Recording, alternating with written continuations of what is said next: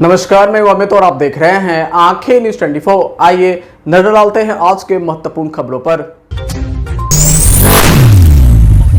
नमस्कार, मैं अमित और आप देख रहे हैं आंखें न्यूज 24। झारखंड विधानसभा चुनाव को लेकर लालू प्रसाद यादव ने कहा कि उम्मीद है पार्टी जीतेगी, हम लोगों का पार्टी जीतेगी। राजद सुप्रीमो लालू प्रसाद यादव ने कहा कि झारखंड चुनाव में हम भी जाएंगे। बीजेपी के सांसद के दिए हुए बयान पर लालू प्रसाद यादव ने कहा कि यह लोग हिंदू नहीं हैं, क्या लोग पाखंडी हैं।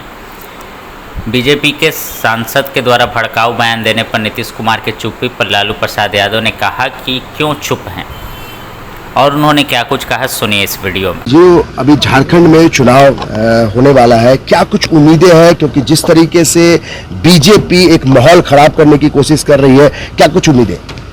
आपकी उम्मीद है आगे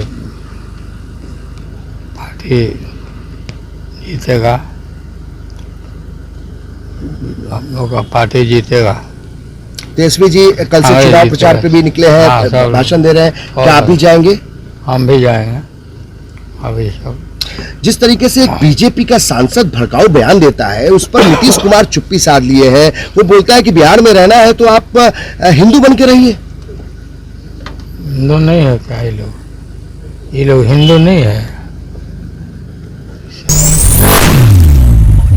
नमस्कार, मैं अमित और आप देख रहे हैं आंखें न्यूज 24। महाराष्ट्र विधानसभा चुनाव के लिए शरद पवार वाली गुट एनसीपी एसपी ने गुरुवार को 45 उम्मीदवारों वाली लिस्ट जारी कर दी। बता दें कि सूची में राज्य की बारामती विधानसभा सीट पर चाचा भतीजे की बीच जंग होने जा रही है। दरअसल पुणे जिले के बारामती सीट पर अजीत पवार के खिलाफ शरद पवार ने योगेंद्र पवार को उम्मीदवार बनाया है। बता दें कि योगेंद्र अजीत पवार के छोटे भाई श्रीनिवास के बेटे हैं। योगेंद्र शरद पवार गुट की ओर से चुनावी मैदान में होंगे। इससे पहले लोकसभा चुनाव में भी बारामती सीट पर अजीत पवार की पत्नी सुनेत्रा और शरद पवार की बेटी सुप्रिया सुले के बीच चुनावी जंग देखने को मिली थी, जिसमें सुप्रिया सुले ने बाजी मार ली थी। आपको बता दें कि योगेंद्र पवार अजीत पवार के छोटे भाई के बेटे हैं और शरद पवार के काफी करीब माने जाते हैं। 32 वर्षीय योगेंद्र ने ही सुप्रिया सुले के बारामती से चुनाव लड़ने के दौरान कैंपेन संभालने में अहम योगदान निभाया था। उन्होंने बॉस्टन के नॉर्थ ईस्टर्न यूनिवर्सिटी से बिजनेस एडमिनिस्ट्रेशन में बैचलर की डिग्री हासिल की है। योगेंद्र को शरद पवार का मार्गदर्शन लगातार मिलता रहा है। वह विद्या प्रतिष्ठान में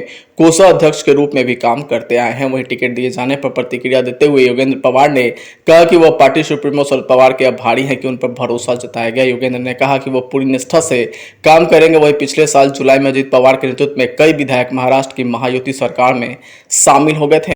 वहीं एनसीपी को 2 टुकड़ों में करने के बाद एक गुट का अजीत पवार के नेतृत्व किया, वहीं जिसमें प्रफुल्ल पटेल समेत तमाम नेता शामिल हैं। वहीं अजीत पवार को राज्य का डिप्टी सीएम भी बनाया गया था। वहीं बाद में शरद पवार की एनसीपी को एनसीपी एसपी नाम दिया गया। बता दें कि लोकसभा चुनाव में भी अजीत पवार और शरद पवार के बीच तीखी जुबानी देखने को मिली थी, जब बारामती सीट से कई बार सांसद सुप्रिया सुले के खिलाफ अजीत पवार ने अपनी पत्नी को उतार दिया था। हालांकि बाद में इस गलती का उन्हें एहसास भी हुआ, लेकिन अजीत पवार पुणे जिले के बारामती विधानसभा क्षेत्र से मौजूदा विधायक है। उनकी पार्टी ने पहले ही घोषणा कर दी है कि अजीत पवार अपनी पारंपरिक सीट से चुनाव लड़ेंगे। नमस्कार, मैं अमित और आप देख रहे हैं आंखें न्यूज 24। बिहार में उपचुनाव होने वाला है। 13 नवंबर को बिहार के 4 विधानसभा सीटों पर उपचुनाव होने जा रहा है। बता दें कि गया के 2 विधानसभा सीट, इमामगंज और बेलागंज में होने वाले उपचुनाव को लेकर प्रत्याशियों ने अपना नामांकन भरा। इसे लेकर हम पार्टी के संयोजक और केंद्रीय मंत्री जीतन मांझी की बहू ने गया की इमामगंज सीट से अपना नामांकन पर्चा भरा है। हम पार्टी के राष्ट्रीय अध्यक्ष संतोष कुमार सुमन की पत्नी दीपा मांझी अपने ससुर की सीट से चुनावी मैदान में उतरने जा रही है। दरअसल जीतन मांझी इमामगंज सीट से विधायक थे, लेकिन 2024 के लोकसभा चुनाव के दौरान उन्होंने गया सीट से चुनाव लड़ा और जीत हासिल की। सांसद बनने के बाद जीतन मांझी ने विधायक पद से इस्तीफा दे दिया, तब से यह सीट खाली थी। वहीं अब इमामगंज सीट पर उपचुनाव हो रहा है और यहां से एनडीए ने मांझी की बहू दीपा मांझी पर भरोसा जताया है। बता दें कि गुरुवार को जब दीपा मांझी ने अपना नामांकन पर्चा भरा, उस समय उनके साथ ससुर जी यानी जीतन मांझी मौजूद थे। वहीं बहू की राजनीति में एंट्री करने को लेकर पूछे गए सवाल पर मांझी ने कहा कि उनकी बहू पहले से ही राजनीति से जुड़ी रही है। वह जिला परिषद अध्यक्ष का चुनाव भी लड़ चुकी है। बता दें कि दीपा मांझी की मां ज्योति मांझी बाराचट्टी विधायक है। दीपा मांझी हमेशा से सामाजिक कार्यों से जुड़ी रही है। नामांकन पर्चा भरने के बाद दीपा मांझी ने जीतनराम मांझी के पैर छूकर आशीर्वाद भी लिया। तो वहीं बेलागंज से आरजेडी प्रत्याशी विश्वनाथ यादव ने अपना नामांकन दाखिल किया है। इन दोनों ही सीटों को हाई प्रोफाइल सीट मानी जा रही है, क्योंकि एक जगह से केंद्रीय मंत्री की बहू तो दूसरी जगह से जहानाबाद के सांसद डॉक्टर सुरेंद्र प्रसाद यादव के बेटे विश्वनाथ यादव चुनावी मैदान में है। बता दें कि 25 अक्टूबर को नामांकन की आखिरी तारीख है। वहीं पिछले 18 अक्टूबर से नामांकन की प्रक्रिया चल रही है। नमस्कार, मैं अमित और आप देख रहे हैं आंखें न्यूज़ 24। राजद प्रमुख लालू प्रसाद यादव के शराबबंदी से जुड़ी टिप्पणी पर बीजेपी सांसद जनार्दन सिंह सिग्रीवाल ने कड़ी प्रतिक्रिया दी है। उन्होंने कहा कि लालू यादव को इस मुद्दे पर टिप्पणी करने का कोई अधिकार नहीं है, क्योंकि वो खुद जंगल राज का प्रतीक रहे हैं। बिहार बीजेपी के वरिष्ठ नेता और महाराजगंज से सांसद जनार्दन सिंह सिग्रीवाल ने राजद सुप्रीमो लालू प्रसाद यादव पर बयान देते हुए कहा कि लालू यादव को इस विषय पर बोलने का नैतिक अधिकार नहीं है, क्योंकि वे स्वयं बिहार में जंगल राज के पुरोधा रहे हैं। उन्होंने कहा कि ये वही लोग हैं जो कहीं न कहीं जंगल राज से जुड़े हुए हैं और उन्हें राज्य में सुशासन और कानून व्यवस्था पर टिप्पणी करने का कोई हक नहीं है। और उन्होंने क्या कुछ कहा, सुनिए इस वीडियो में। देखिए, सबसे बड़ी बात है कि शराब पर और चाहे कानून व्यवस्था पर कम से कम उनको टीका टिप्पणी करने का अधिकार नहीं है। वह जंगल राज के पुरोधा लोग हैं और वह तो कहीं ना कहीं से वह जंगल राज से निकले हुए लोग हैं। और क्या हो रहा था जब उनकी सरकार थी, जब वह उनके पिताजी और माताजी जब शासन में थी, तो क्या हो रहा था इस राज्य में, यह राज्यवासियों से छिपा हुआ नहीं है।